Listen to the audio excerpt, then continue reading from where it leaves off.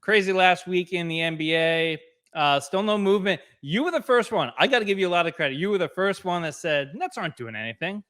When everybody was too scared to say something, Benny was like, Nets are just going to stay pat. So Right. a little status update on your end about how you're feeling about your Nets 1 week later.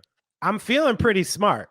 I got to be honest, because there was one thing that happened. Like, here was my immediate response to Kevin Durant saying that. First, I was mad. I emailed my ticket rep immediately asking to reduce my package because I was like, what the fuck is this shit? Fuck this guy. And then I immediately went pragmatic and I'm like, okay, what's coming back for Kevin Durant? Let's talk.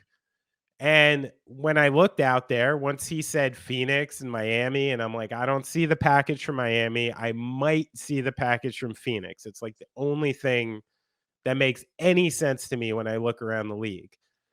And once that started stalling, once you see the public optics on Kevin Durant get worse, I was like, I don't think so. What are the Nets they have the power right now. They have the leverage. They have the contract. And I don't see them. We were saying it in the offseason because Sean Marks made the first press conference post playoffs. And he was talking about Kyrie Irving in a way where I'm like, oh, okay, these guys are fucking around anymore. Like, I think they're done with this thing. And that if the team doesn't operate the way they don't want to operate, then they're not up for it anymore. And then once I saw these deals pan out, I was like, I don't see it. And then once the Gobert trade trickled off and you saw this King's ransom that the fucking Jazz got for Gobert, who, even though younger, is obviously not a 30-point game scorer who can ride you through the playoffs. Like, so that became the bar. And there are literally no teams in the multiverse here that have the kind of things the Nets need. So it just panned out exactly the way I thought.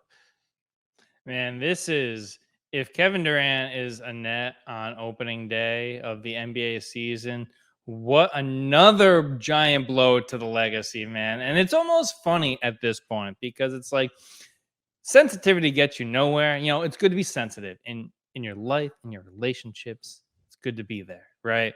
Mm-hmm. But man, when you are a athlete that needs to get it done, so everything is all messed up for him in Oklahoma City. Can't get over the humps. He's like, I'm gonna buy the narrative. You can never buy the narrative. So he goes there. He gets his titles in Golden State, and then he's like, nah, man, I still don't have the narrative. I want to come back, do my own thing.